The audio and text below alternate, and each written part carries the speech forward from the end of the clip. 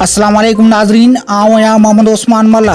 सर्वेच news जे सभिनी ॾिसंदड़नि खे भलीकार।